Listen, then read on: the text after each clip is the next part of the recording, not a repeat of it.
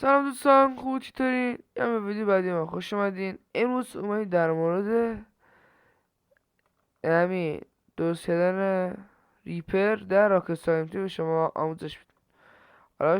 حالا این چهار پنج شیش تا هست.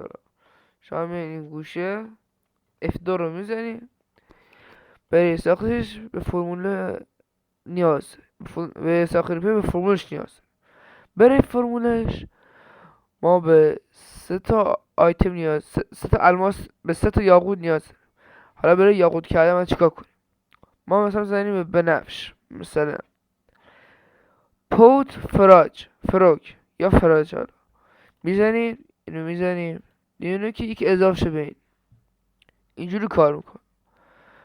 فرمول ریپر سفید، آبی، قرمز.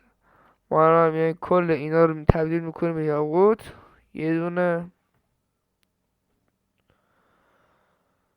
دو دونه، سه دونه،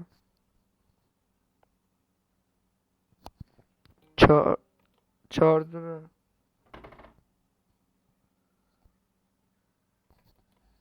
فرق نمیاد، تموم شه کارش.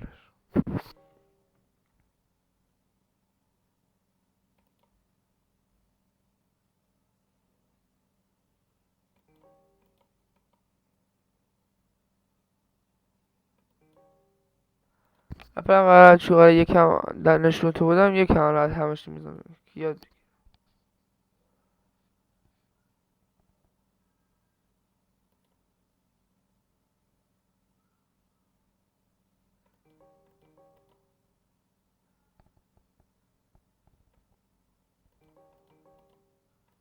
حالا بریم سراغ آبی.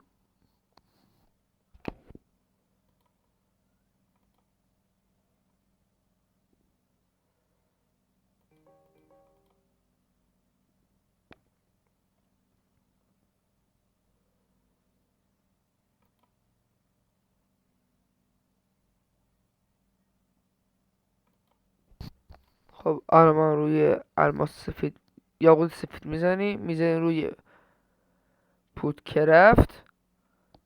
یه دونه آبی، خب قرمز رو میزنیم. یه دونه ریپر گیر اومد. حالا بعد قراره آموزش مطمئن استفاده هم بکنیم. چند درست کنم، چند تا بفهمید در چه مواقعی به درد بخوره.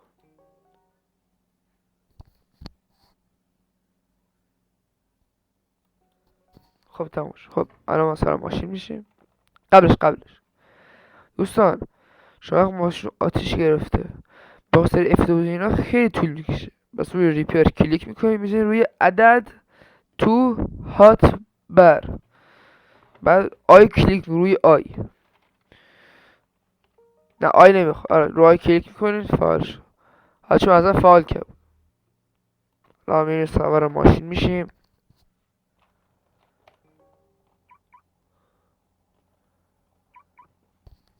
خب الان ما اول ماشین رو جوری کنیم. اول کار کنم کلمه مردم بخور سب کن.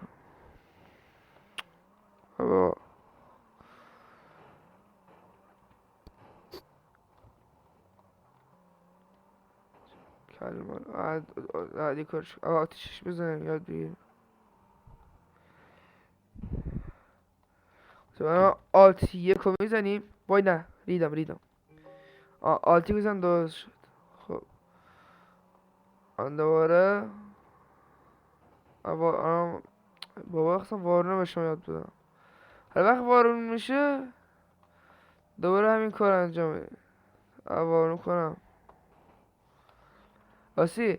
شما میتونید بیشتر چند تا بزنیم. مثلا من میام رو میزنم رو بنزین، تو اتور بزنم 2 تا میاد، اما اون میشه رو آلت 2. اینجوری کار میکنم. یعنی مثل یونو کیف میمونه. حالا من اینجوری شدم. سب میکنیم نگاه، روی آلت یک رو میزنیم، دیدی اینجوری میشه. یعنی روش استفاده کردنش اینجوریه. خب ممنون شدم که این ویدیو دیدین. تا ویدیو بعدی فعلا خداحافظ و لایک و دنبال یادتون نرود. بدرود.